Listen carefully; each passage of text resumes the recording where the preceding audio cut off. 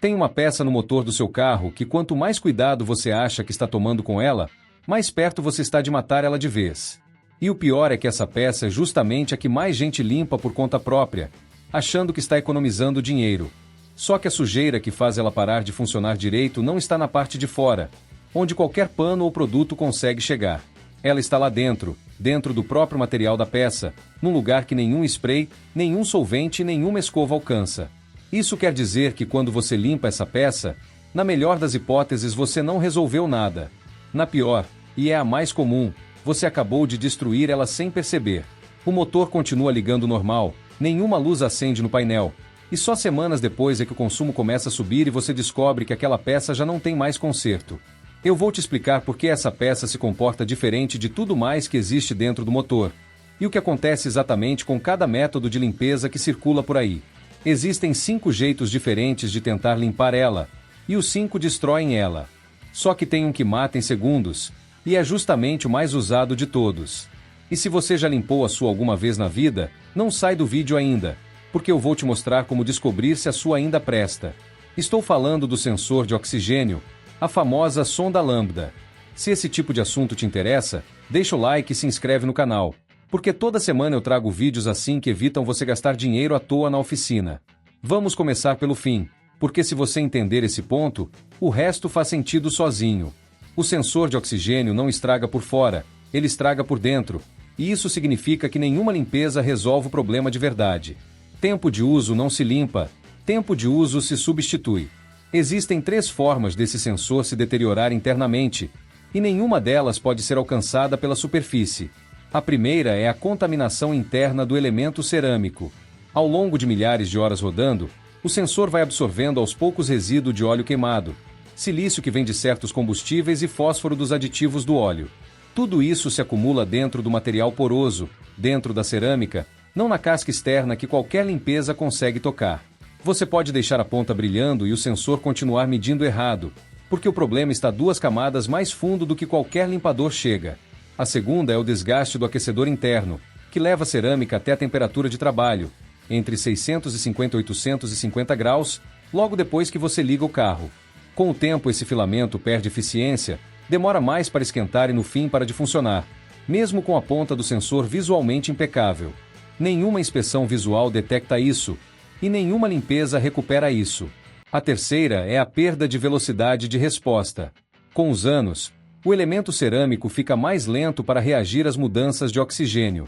Um sensor novo responde milissegundos, um envelhecido pode levar vários segundos, e para a central eletrônica um sensor lento é praticamente igual a um sensor que está mentindo. Para você ter noção de vida útil, sensores de um fio, sem aquecedor, costumam durar em torno de 50 mil quilômetros. Os de 3 ou 4 fios, com aquecedor, vão de 80 mil a 160 mil. Se o seu já passou desses números, a chance de desgaste interno é alta, não importa a aparência por fora. A pergunta certa nunca é: posso limpar esse sensor? É se ele ainda tem a capacidade que o motor precisa. E isso a vista não responde. Esse sensor não se parece com mais nada no seu motor. E esse é o erro que quase todo mundo comete: tratar ele como se fosse uma vela ou um bico injetor. O tipo mais comum, o de zircônia, tem por dentro um elemento cerâmico revestido com eletrodos de platina, numa camada de poucos micrômetros, milhares de vezes mais fina que uma folha de papel. É essa camada que gera o sinal elétrico. Sem platina não existe sinal, existe só ruído. E tem uma segunda fragilidade que quase ninguém conhece: os canais de referência, que ligam o elemento cerâmico com o ar da atmosfera lá fora. O sensor não mede oxigênio em número absoluto, ele compara a concentração dos gases de escape com a do ar ambiente. Se esses canais entopem, ele perde a referência e não consegue comparar nada. Guarda esses 2 pontos frágeis, a película de platina e os canais de ar, porque agora eu vou mostrar como as pessoas destroem os 2 ao mesmo tempo, sem má intenção nenhuma. O primeiro método é o mais comum, e por ironia é o que mais aparece até em oficina experiente: passar WD-40 ou qualquer produto à base de silicone perto do sensor. A lógica faz sentido: a rosca está travada, o mecânico precisa lubrificar antes de soltar. O problema é que com o calor do escapamento esse óleo e esse silicone evaporam, e como o sensor foi feito justamente para absorver o que está no ambiente, ele absorve esse vapor direto. O sensor se envenena fazendo exatamente o trabalho para o qual foi criado. Isso tem até nome no diagnóstico automotivo: envenenamento do sensor, e o dano é progressivo e sem volta. O sensor perde a capacidade de diferenciar mistura rica de mistura pobre, manda dado errado, a central ajusta a injeção errado, o consumo sobe, e o vapor de silicone ainda segue pelo escapamento e entopa o catalisador, que também não tem conserto depois de contaminado, só troca, e custa muito mais caro que o sensor. A regra aqui não tem exceção, WD-40, silicone e qualquer aerosol à base de óleo, longe do sensor e do escapamento. O segundo método vem de quem já sabe que o sensor está sujo e quer fazer certo, deixar de molho em gasolina. O combustível realmente dissolve carvão e gordura, mas também entra nos microporos da cerâmica. Quando o sensor volta ao escapamento, que chega a 900 graus, essa gasolina presa dentro evapora e queima de forma violenta, de dentro para fora, o que pode rachar a cerâmica ou destruir a platina de vez. E mesmo sem rachar, deixa resíduo de carbono que altera para sempre a leitura, o sensor continua gerando sinal, só que esse sinal já não reflete a realidade. O terceiro é o limpador de freio ou de carburador em spray, o que eu prometi lá no início, o que mata em segundos e é o mais usado dos 5. Esses solventes atacam o revestimento de platina na hora do contato, e como a camada tem só micrômetros, não oferece resistência nenhuma. No primeiro jato o solvente já começa a arrancar a platina, não é depois de semanas, é imediato. Sem platina, sem sinal confiável, e não existe recuperação, platina não se regenera. E o resíduo desses limpadores continua alterando a superfície por semanas depois de o sensor parecer seco e limpo por fora. A conclusão desses dois é a mesma, não existe produto líquido seguro para limpar o elemento ativo de um sensor de oxigênio, nenhum. Se tiver fuligem leve na carcaça metálica externa, aí sim um pano seco resolve, mas isso é carcaça, não é o sensor. O quarto e o quinto método vem de quem já entendeu que produto químico é perigoso e decide ir para o lado mecânico, escovar, lixar ou soprar com ar comprimido. O resultado é o mesmo sensor morto. Escovar e lixar funcionam bem em vela e contato, mas aqui aquela película de platina de poucos micrômetros não resiste a nenhum tipo de abrasão, nem escova de cerda macia, nem lixa de grão fino, nem um segundo de contato. Uma vez removida, não tem conserto. Até o toque dos dedos deposita oleosidade na ponta e altera a leitura. Então, quando for manusear o sensor, sempre pela carcaça e pelo fio, a ponta nunca se toca. E o ar comprimido é o mais traiçoeiro de todos, porque parece completamente inofensivo. O jato de ar empurra sujeira e resíduo direto para dentro dos canais de referência, entope eles, e o sensor perde o ponto de comparação. O pior é a demora. O sensor pode parecer normal por semanas até o entupimento afetar a leitura de forma visível, quando o motorista já esqueceu que limpou.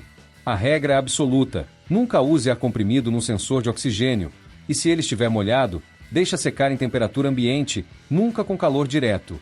Só 5 métodos completamente diferentes, e o que eles têm em comum é que ninguém que usou nenhum deles se considerava descuidado, cada um fez o que parecia mais responsável naquele momento, e os 5 terminam com o sensor morto. Em qualquer outra parte do carro, limpar é cuidar. Nessa peça, limpar é destruir, porque a sujeira que importa está dentro do material, onde nenhum produto chega. É por isso que esse é o sensor que nunca deveria ser limpo, e por isso mesmo é o que todo mundo limpa. Então o que se faz? Existe uma única exceção, a proteção metálica perfurada que cobre a ponta pode entupir de fuligem por fora, e nesse caso o sensor responde devagar mesmo saudável por dentro. Isso se resolve rodando o carro, 20 minutos de estrada em velocidade constante queimam essa fuligem leve sozinhos, mas é solução temporária, ganha semanas, não anos. Se o elemento já está contaminado por dentro, isso não resolve nada. O que realmente se faz é diagnosticar com dado medido, não com inspeção visual. A primeira ferramenta é o scanner OBD2, que dá para achar por menos de R$ 150. Conecte com o motor na temperatura normal de trabalho e observe o sensor em tempo real. Um sensor de banda estreita saudável oscila entre 0,1 e 0,9 volt de forma fluida, com pelo menos 8 a 10 ciclos por minuto em marcha lenta. Se o sinal travar num valor fixo ou pular sem padrão, tem problema. Num sensor de banda larga, o de antes do catalisador na maioria dos carros atuais, o scanner deve mostrar lambda perto de 1 com o motor estabilizado. A segunda ferramenta é o multímetro, e aqui está o que quase ninguém faz. O circuito do aquecedor é separado do circuito de sinal, e um aquecedor lento manda dado errado nos primeiros minutos de uso, justamente quando a central ajusta mais a mistura, o que aumenta consumo e emissão sem o motorista perceber. Para conferir, desconecte o sensor e meça a resistência entre os terminais do aquecedor, em modo ohmímetro. A faixa correta frio fica entre 2 e 14 ohms, para sensores Bosch, Denso e NTK. Fora disso, ou instável ao mexer no fio, o aquecedor está com defeito, mesmo com a ponta parecendo impecável. 30 segundos de multímetro contra um sensor que você não ia consertar limpando de jeito nenhum. Se você já limpou o seu, calma! Se tudo que fez foi passar pano seco na carcaça, sem tocar na ponta e sem borrifar nada, não aconteceu nada. Esse é o único contato que essa peça tolera. Cada método tem um prazo diferente para mostrar sintoma. Escova e lixa fazem dano imediato, mas o sintoma demora semanas. O limpador de freio arranca a platina em segundos, mas o sensor ainda engana por um tempo. A gasolina estraga no primeiro ciclo de aquecimento depois de reinstalado, o silicone é progressivo, e o ar comprimido é o mais lento de todos. Em todo caso, o dano acontece antes do sintoma, por isso ninguém relaciona a limpeza com a pane. Fique de olho em consumo subindo sem explicação, marcha lenta e irregular, motor puxando menos frio, fumaça preta na partida da manhã, ou a luz de injeção piscando. No scanner, procure códigos de P0130 P0141, que são do circuito do sensor, ou P0171 e P0172, de mistura pobre e rica. E olhe o ajuste de combustível de longo prazo. No motor saudável fica entre menos 10% e mais 10%. Fora disso, a central está compensando alguma coisa. Se você usou qualquer um dos 5 métodos na ponta ativa, assuma que o sensor está comprometido e teste ainda essa semana. Não espera a luz acender, porque até lá você já gastou meses de combustível a mais e mandou mistura errada para o catalisador, que custa muito mais que o sensor. E não tenta resolver com outra limpeza, essa é a armadilha. Cada tentativa só soma dano em cima de dano. Na hora de tirar o sensor velho, o motor precisa estar morno, nem frio nem fervendo, porque assim o coletor está levemente dilatado e a rosca solta mais fácil. Desconecta o conector elétrico antes de girar qualquer coisa, senão você torce o chicote e cria uma falha elétrica nova. Use o soquete específico de 22 mm com fenda para o fio, porque na chave errada o sextavado arredonda e o serviço vira coisa de oficina especializada. Se for reinstalar o mesmo sensor, não usa desengripante nenhum, prefira sofrer com a chave e envenenar a peça que quer preservar. Se for trocar mesmo assim, pode usar desengripante com conta-gotas ou pincel, nunca em spray, com sensor frio. Na hora de trocar, prefira a marca que fornece peça original, Bosch, Denso ou NTK, que garantem o aquecedor e a calibração do elemento. Peça genérica funciona nas primeiras semanas e depois repete o problema. Aperte com torquímetro, entre 40 e 55 Nm, apertar demais deforma a rosca e comprima a cerâmica, de menos gera vazamento que contamina a leitura. Depois, limpe os códigos e rode 2 ou 3 ciclos completos antes de avaliar, porque alguns valores ficam fora da faixa enquanto a central se adapta, e isso é normal. A sujeira que faz esse sensor falhar está dentro do material poroso, e nenhum produto chega lá. O WD-40 envenena ele e ainda mata o catalisador junto. A gasolina fica presa na cerâmica e explode de dentro para fora quando esquenta. O limpador de freio arranca a platina em segundos. A escova apaga ela de vez. E o ar comprimido entope os canais de referência. 5 métodos, todos parecendo razoáveis, todos destrutivos. Esse sensor não se limpa, se diagnostica com scanner e multímetro, e se não passar no teste, se troca.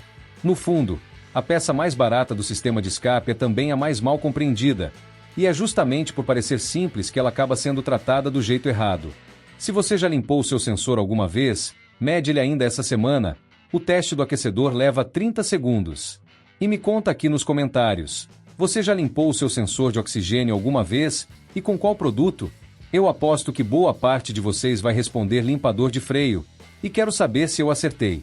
Se você desconfia que seu carro está gastando mais gasolina do que devia, assiste ao próximo vídeo que está aparecendo na tela agora, porque ele vai te ajudar a entender isso de um jeito muito mais completo.